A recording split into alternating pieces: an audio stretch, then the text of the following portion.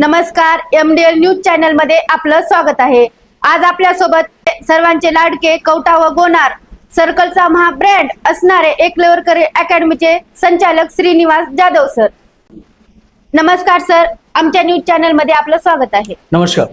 नमस्कार। मी जेव्हा विद्यार्थ्यांना भेटते, विद्यार्थी एकलवकर अकॅडमी व जाधव सरच का म्हणतात? तर त्याचं कारण कसं आहे ना, असते विद्यार्थ्यांचं त्या पुस्तकी ज्ञानापेक्षा त्याला त्या पुस्तकाच्या बाहेर जाऊन काहीतरी शिकवायचा प्रयत्न करा ना। सध्याचं कसं झालेलं आहे, आपण पुस्तकाच्या बाहेर जाऊन शिकवतच नाही। त्या विद्यार्थ्यांचं दिमाग केवढं आहे, डोकं केवढं आहे, त्याला काय समजते काय नाही ते बघा ना आधी। त्याला कोणत्या पद्धतीने आपण समजून सांगू शकता, ठीक आहे ना। एखादी मेथड त्याला जमत नसेल सोडून टाका ना, त्याच्या पद्धतीनं घ्या, त्याच्या लँग्वेज मध्ये सांगा, त्याला काय ऐकायचंय ते सांगा। बरोबर आहे। याच्यानं काय होणार आहे, त्या सब्जेक्ट बद्दल त्याचा एक उत्साह वाढणार आहे। आम्ही तेच केलं, स्किल डेव्हलपमेंट करायचं काम केलं। अशा पद्धतीनं विद्यार्थ्यांचा उत्साह वाढला। सर, तुम्ही गणित विषय का निवडला, याच्या मागचं कारण काय आहे तुमचं? मॅथमॅटिक्स एक सगळ्यात मजेदार इंटरेस्टिंग सब्जेक्ट आहे। हो सर। माझी एक फेवरेट लाईन आहे, mathematics is the music of God, is the language of God. जब भगवान ने इस दुनिया को जब बनाया होगा तब मैथमेटिक्स का ही यूज किया होगा। गणित एवढा भारी सब्जेक्ट आहे आणि आपण एखाद्या विद्यार्थ्याला पटवून सांगताना, समजून सांगत असताना आपल्या डेली रुटीन विषयी किंवा आपल्या जीवनाच्या संदर्भातले काही मुद्दे घेऊन त्याला पटवून सांगू शकता। आणि थोडक्यात सांगायचं म्हणजे आपलं जे ब्लड आहे ना, आपल्या रक्तातच गणित आहे। वाह सर, क्या बात बोली आपने। सर, आपण नांदेड सारखे शहरी भाग सोडून आपण क्लासेस साठी ग्रामीण भागच का निवडले? तर कसं आहे, आमचं लहानपणापासूनचं जे एज्युकेशन आहे ते जिल्हा परिषद शाळेमध्ये म्हणजे आपल्या ग्रामीण भागामध्ये झालेलं। आपण सध्याची परिस्थिती पाहता जे वेल एज्युकेटेड लोक आहेत ग्रामीण भागातून शहरी भागामध्ये चालले, परंतु ग्रामीण भागातील विद्यार्थ्यांचं काय? ग्रामीण भाग आणि शहरी भागातील जे विद्यार्थ्यांची एज्युकेशनची जी पोकळी आहे शिक्षणाची, ती कमी करण्यासाठी आपण एक मोलाचं पाऊल उचललेलं आहे। जे पुढील शिक्षणासाठी जे आम्ही बाहेरगावी गेलो, नांदेड सारख्या ठिकाणी गेल्याच्या नंतर कळालं की शिक्षण काय असते, तिथं शिक्षणाची व्हॅल्यू काय आहे। आणि ग्रामीण भागामध्ये बघता तर त्याचं 95% जे कामगार वर्ग आहे, शेतकरी वर्ग आहे, मजूरदार वर्ग आहे, ते आपल्या लेकरांना नांदेड सारख्या ठिकाणी तिथं ठेवून एज्युकेशन पूर्ण करू शकत नाहीत, कारण त्यांना ती फीस परवडत नाही। मग त्यामध्ये होते काय, जे मजूरदार लोक आहेत एक टाइमचं आपल्या पोटाला न घालता ते आपल्या विद्यार्थ्यांसाठी देतात, परंतु ते सगळेच पालक ते अफोर्ड करू शकत नाहीत। मग कधी कधी विचार येत गेला की बाबा ह्याच गोष्टी जर आपल्या खेड्यामध्ये, आपल्या गावामध्ये जर असत्या तर आज विद्यार्थ्यांची काय प्रगती झाली असती। आपल्या खेड्यातील विद्यार्थ्यांसाठी योग्य मार्गदर्शन नाहीये, कोणी मार्गदर्शन करायला चांगला शिक्षक नाही, मुलाचं मार्गदर्शन भेटत नाही आज विद्यार्थ्यांना। आज बघत आहात 10वी सारख्या विद्यार्थ्यांची काय परिस्थिती निर्माण झाली। जे सुविधा आपण नांदेड सारख्या ठिकाणी देऊ शकतो तिथं चांगलं एक प्लॅटफॉर्म आपल्याला भेटू शकते, लाखो विद्यार्थी आपल्याला भेटू शकतात, तरी आपण ग्रामीण भाग निवडण्याचं कारण एकमेव म्हणजे प्रत्येक विद्यार्थ्याला मुलाचं मार्गदर्शन मिळणे आणि आपल्या गावातला, गावगाड्यातला विद्यार्थी आपल्यापेक्षाही कुठंतरी मोठ्या ठिकाणी जाऊन आपलं एक नाव गाजवावं, कुठंतरी नाव कमवावं। विद्यार्थ्याचा प्रतिसाद कसा आहे सर तुम्हाला?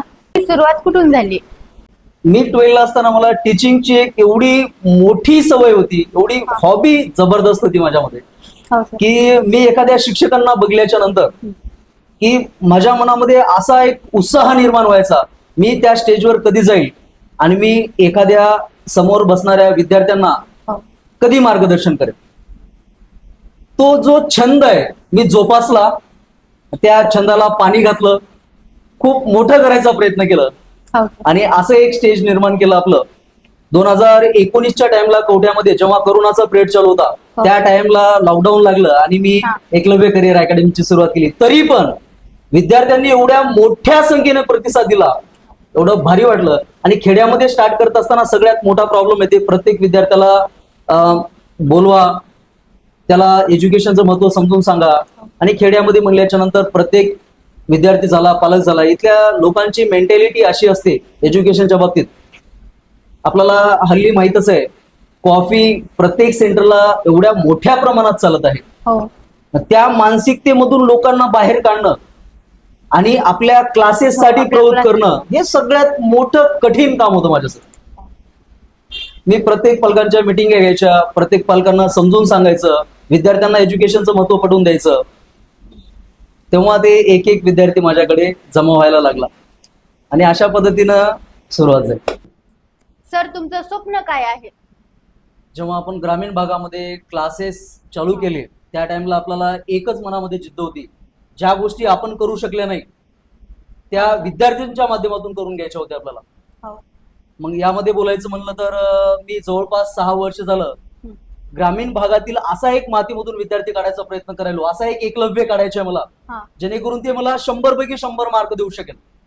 हो सर, तुमचं स्वप्न 100% लवकरच पूर्ण होईल. आतापर्यंतच्या काळामध्ये 97चं होतं, 98चा स्टुडंट आहे आपल्याकडे, गेल्या वर्षीचा 99चा सुद्धा स्टुडंट आहे. सर, ह्या वर्षीचा रिझल्ट कसा आहे तुमचा? कशा प्रकारे येईल? या वर्षीचा रिझल्ट बघायला गेलं तर विद्यार्थ्यांनी परफॉर्मन्स एवढा जबरदस्त दिलेला आहे. मग आपलं स्वप्न एवढंच आहे की बाबा या वर्षी तरी एक तरी विद्यार्थी मला 100 पैकी 100चा पाहिजे. सर, लवकरच आपले स्वप्न पूर्ण होतील.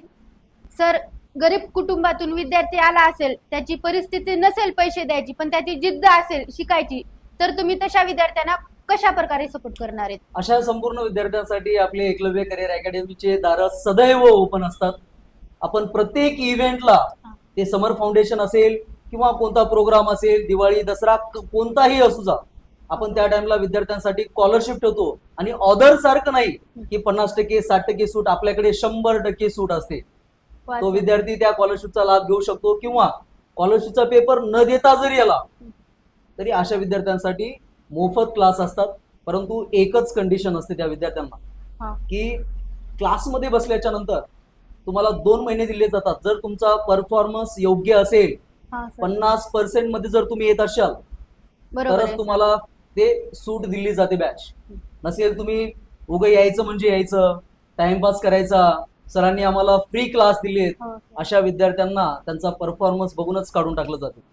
जिद्द असेल ना, आहे ना, करायचं कर्तृत्व असेल ना, तर तिथं दाखवायचं. 50% जरी पडत असतील त्या विद्यार्थ्याला तरी आपण संपूर्ण बॅच त्याला एका वर्षासाठी फ्री देत असतो. सर, येणाऱ्या पुढील 10वीच्या विद्यार्थ्यांसाठी तुमचं मत काय असेल? 10वीच्या विद्यार्थ्यांना सांगणं एकच आहे की सध्या नकलाबंदी सगळीकडेच आहे. हो सर, एकाही सेंटरला एकही चीट चालत नाही. बरोबर आहे. आणि भावी काळामध्ये एवढं अवघड गोष्टी होणार आहेत, त्याच्यासाठी अभ्यासाशिवाय पर्याय नाही. हो सर. सांगणं एकच आहे